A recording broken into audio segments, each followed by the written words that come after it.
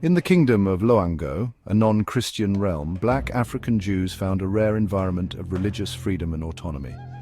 This pluralistic society enabled diverse groups, including Jews, Muslims, and practitioners of African religions, to coexist harmoniously. The Sephardic African Jews, often referred to as Lancados, maintained their distinct cultural and religious traditions, such as observing the Sabbath and adhering to kosher dietary laws. Despite their unique practices, these Jews integrated deeply into Loango's trade and political systems. They became prominent players in the trade of ivory, gold, and slaves, while also contributing to the kingdom's military and political strategies to resist Portuguese colonial ambitions. The black Jews of the Loango trade network had a significant presence across several African kingdoms, including Loango, Congo, Ndongo, Matamba, Luba, Lunda, and Kasanje. They forged alliances with leaders like Queen Zinga to resist Portuguese dominance and facilitated trade in ivory, copper, and other valuable goods. Their network also extended to Oyo, Benin, and Dahomey, linking Central and West Africa. In contrast, the Christianized Kingdom of Congo adopted Catholicism and aligned itself with Portuguese missionaries, creating an environment hostile to Jewish communities. The Portuguese Inquisition extended its reach into Congo, fostering persecution against Jews, particularly Sephardic refugees. This oppressive atmosphere forced many Jews into secrecy or marginalized positions. Even while some Lancados persisted in trade and politics, their ability to thrive was hampered by both colonial and local Christian pressures. The differences between Jewish experiences in Loango and Congo stemmed largely from the degree of religious tolerance each kingdom offered.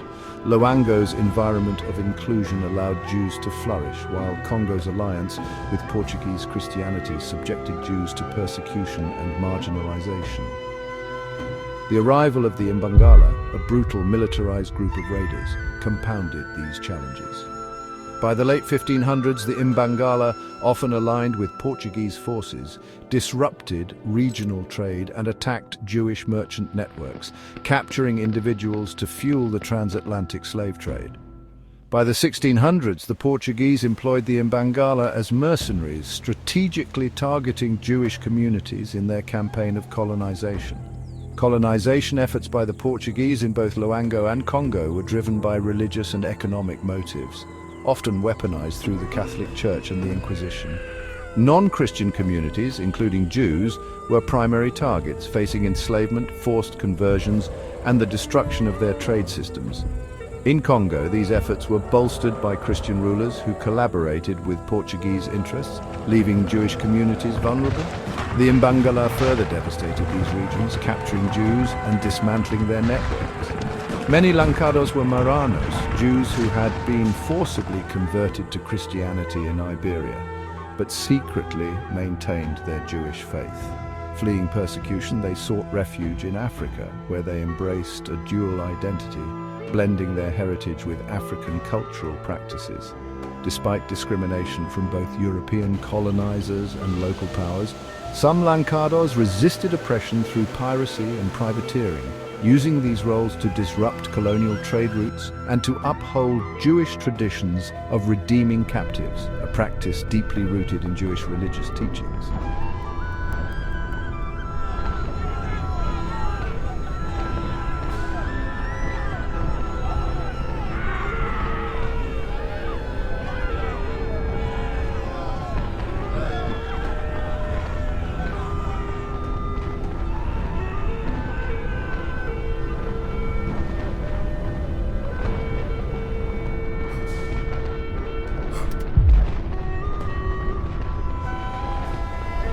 Portuguese forces, bolstered by Imbangala mercenaries, sought control over mineral-rich regions managed partly by Jewish merchants.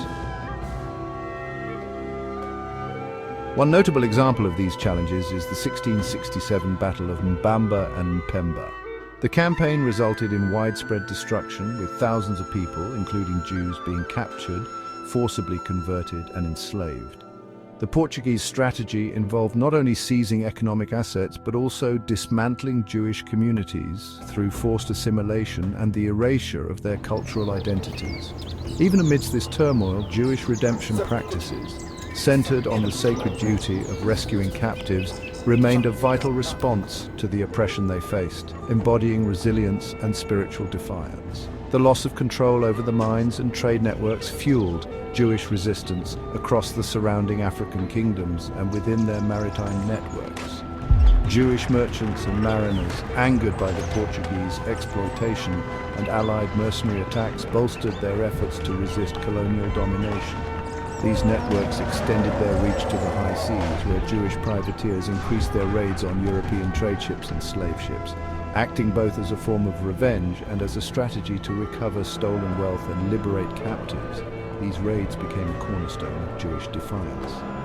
The alliances forged between Jewish communities and African powers created a coordinated resistance that challenged Portuguese ambitions.